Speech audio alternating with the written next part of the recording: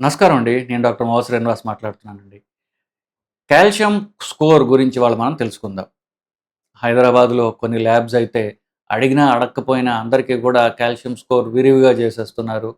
పైగా ఇది కొంచెం అంత కాస్ట్‌లీ కాకపోవడం వల్ల ఇది ఎక్కువ మంది కూడా చేయించుకుంటున్నారు.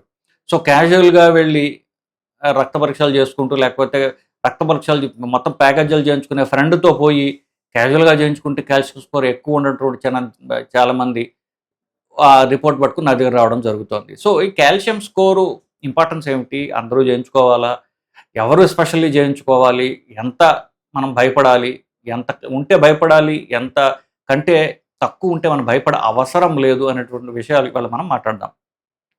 సో, కాల్షియం స్కోర్ అంటే గుండె సంబంధిత రక్తనాళాల్లో పేరుకుని పోయినటువంటి కాల్షియం ఎంత ఉన్నది అని లెక్కబెట్టేటటువంటి ఒక సీటీ స్కాన్. సో, ఆ సీటీ స్కాన్ సహాయంతో గుండెని పరీక్ష చేసి, గుండె దూరం నుంచి చూసినప్పుడు గుండె రక్తనాళాల్లో కాల్షియం ఎంత ఉన్నది అని ఆ కంప్యూటర్ ఆ సీటీ స్కాన్‌కి లింక్ చేసినటువంటి కంప్యూటరు ఒక లెక్క గట్టి ఒక నంబర్ ఇస్తుంది. ఈ నంబర్ గనక 100 కంటే దాటితే రిస్క్ పెరిగినట్టు. అది 300 కంటే దాటినట్లయితే చాలా హై రిస్క్ ఉన్నట్లు. ఈ కాల్షియం ఎక్కువుంటే దేనికి రిస్కు?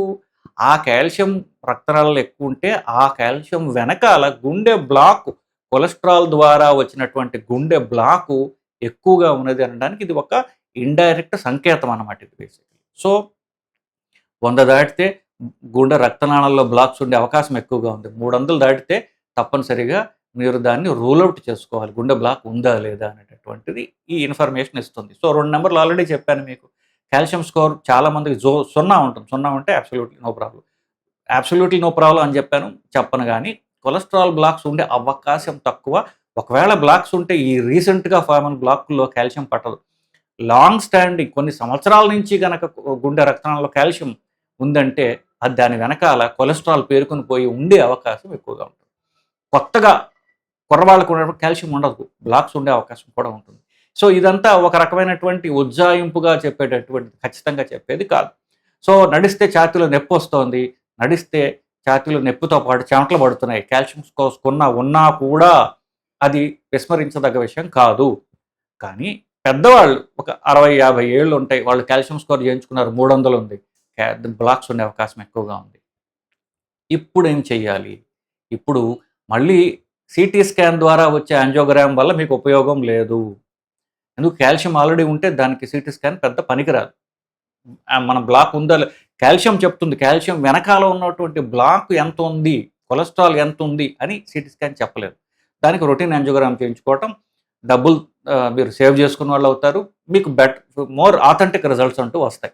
అంటే మీరు నమ్మదగ్గ రిజల్ట్స్ యాంజియోగ్రామ్ ద్వారా వస్తాయి. కాల్షియం ఎక్కువ ఉన్నట్లయితే. మళ్ళీ సీటీ స్కాన్ చేయించుకోమని చెప్పొచ్చు గాక.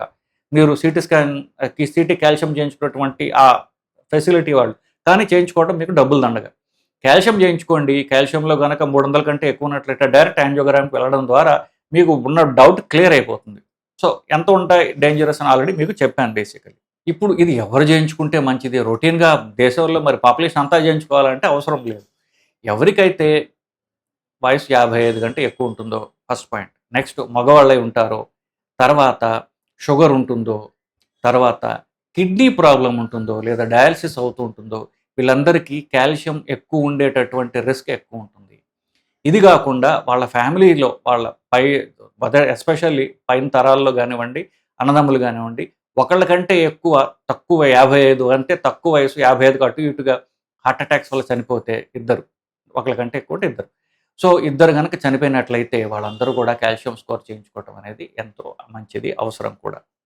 సో, ఇవేమీ లేవండి. కానీ ఎల్‌డీఎల్ అనేటటువంటి బ్యాడ్ కొలెస్ట్రాల్, బ్లాక్స్ చేసేటటువంటి కొలెస్ట్రాల్ రక్త పరీక్షలో 160 కంటే ఎక్కువ ఉన్నది. కాల్షియం స్కోర్ చేయించుకోండి. అట్లాగే కొన్ని పరీక్షలు, స్పెషల్ పరీక్షలుంటాయి. అదేంటి హెచ్ఎస్‌సీఆర్‌పీ అనేటి చాలా సార్లు చెప్తుంటాను నేను. సో, ఎల్‌డీఎల్ చెడు కొలెస్ట్రాల్ ఎక్కువ ఉండడమే కాకుండా, ఈ హెచ్ఎస్‌సీఆర్‌పీ అనేది కూడా 3 కంటే ఎక్కువున్నది. తప్పనిసరిగా కాల్షియం స్కోర్ చేయించుకోండి. కాల్షియం స్కోర్ చేయించుకున్న తర్వాత ఏ స్టెప్ తీసుకోవచ్చనేది మీరు చెప్పినట్టుగా 300 కంటే ఎక్కువ ఉంటే డైరెక్ట్ యాంజియోగ్రామ్ చేయించుకోండి. ఇవి కాల్షియం స్కోర్ చేయించుకోవాలి అనడానికి ఇవి ఉన్నట్లయితే తప్పనిసరిగా చేయించుకోండి. తర్వాత స్టెప్స్ ఏంటో నేను ఆల్రెడీ 2, 3 సార్లు ఈ టాక్‌లోనే నేను చెప్పాను. సో, నేను చివరి 5 నిమిషాల్లో చెప్పినటువంటి కండిషన్స్ మీకున్నట్లయితే గుండెకి కాల్షియం స్కోర్ చేయించుకోండి. అది గనక 300 కంటే ఎక్కువ ఉన్నట్లయితే డైరెక్ట్‌గా యాంజియోగ్రామ్‌కెళ్ళండి. 100 కంటే ఎక్కువ ఉన్నట్లయితే కనుక కొలెస్ట్రాల్ పెరగకుండా ఆపేటటువంటి టాబ్లెట్‌లు తప్పనిసరిగా వేసుకుంటూ ఆ ఎల్‌డీఎల్ అనేది 55 దగ్గర ఉండేటట్టుగా చూసుకోండి. అంటే యాభ కొలెస్ట్రాల్‌ని బాగా అదిమిపెట్టి కంట్రోల్ చేసి ఉంచాలి. ఎల్‌డీఎల్ 100 దాటితే మీరు కొలెస్ట్రాల్ టాబ్లెట్ తప్పనిసరిగా వేసుకోవాలి. మీరు కనీసం 3 నెలలకు ఒకసారి దాన్ని పరీక్ష చేయించుకుంటూ ఎల్‌డీఎల్ అనేది 55 దాటకుండా చూసుకుంటే అది పెరగకుండా మిమ్మల్ని మీరు కాపాడుకోగలరు. సో, ప్రస్తుతం ఉన్నటువంటి ప్రతి వాళ్ళు చేసే కాల్షియం స్కోర్ గురించి దాన్ని ఎలా అనలైజ్ చేయాలి? ఎవరు తప్పనిసరిగా చేయాలి అనేటటువంటి అంశాలు ఇవాళ మనం డిస్కస్ చేసాం. ఈ వీడియో వల్ల కాల్షియం గురించి మీకు ఒక రకమైనటువంటి అవగాహన వచ్చి ఉంటుందని నేను భావిస్తున్నానండి. నమస్కారం.